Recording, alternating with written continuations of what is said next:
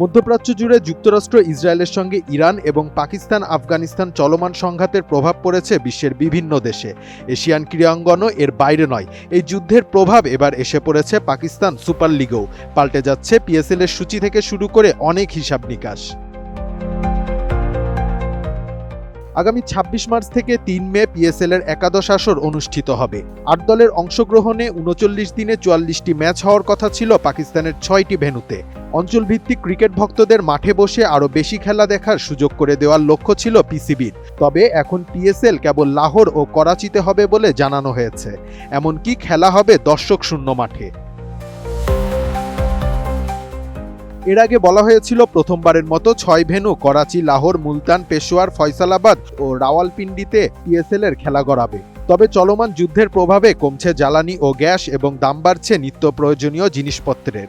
সে কারণে যাতায়াত ও জ্বালানি সাশ্রয়ে টুর্নামেন্টের পরিধিও কমিয়ে আনা হয়েছে। মাঠে থাকছে না দর্শক প্রবেশের সুযোগ। এমনকি জমকালো উদ্বোধনী অনুষ্ঠানটিও বাতিল ঘোষণা করা হয়েছে। ৩২ ইঞ্চি জেভিকো টিভি এখন মাত্র ১৫,০০০ টাকায়, সাথে পাচ্ছেন ৩ বছরের প্যানেল ওয়ারেন্টি। তবে পিএসএল এর সূচি অপরিবর্তিতই থাকছে। কেবল অন্য ভেন্যু থেকে সব ম্যাচ লাহোর ও করাচিতে স্থানান্তরিত করা হয়েছে। টুর্নামেন্টের শুরুর আগ মুহূর্তে নতুন সিদ্ধান্ত গ্রহণ প্রসঙ্গে পিসিবি সভাপতি মহসিন নাকভি জানিয়েছেন, প্রতিদিন ৩০,০০০ দর্শক স্টেডিয়ামে খেলা দেখতে আসতে পারেন। এত মানুষের চলাচলে টুর্নামেন্ট কমিটি নিয়ন্ত্রণ আরোপ করতে পারে না। তাই সিদ্ধান্ত নেওয়া হয়েছে, যতদিন চলমান সংকট থাকবে ততদিন খেলায় দর্শক থাকবে না।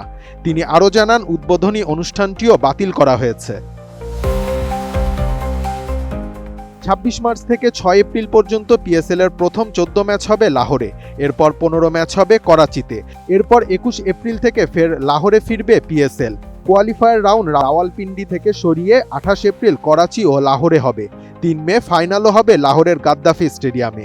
এর আগে ২৬ মার্চ আসরের উদ্বোধনী ম্যাচে মোস্তাফিজ পারভেজ ইমনের লাহোর কালান্দার্স ও হায়দ্রাবাদ কিংসম্যান মুখোমুখি হবে।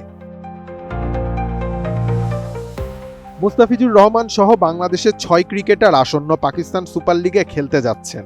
তার আগে বেশ কিছু রদবদল হতে যাচ্ছে পিএসএল আয়োজন সংক্রান্ত বিষয়ে। মূলত মধ্যপ্রাচ্য জুড়ে যুক্তরাষ্ট্র ইসরায়েলের সঙ্গে ইরান এবং পাকিস্তান আফগানিস্তান চলমান সংঘাতের কারণে এমন সিদ্ধান্ত নিয়েছে পিসিবি। ঠিক এই কারণেই কমিয়ে আনা হয়েছে পিএসএল এর পরিসর।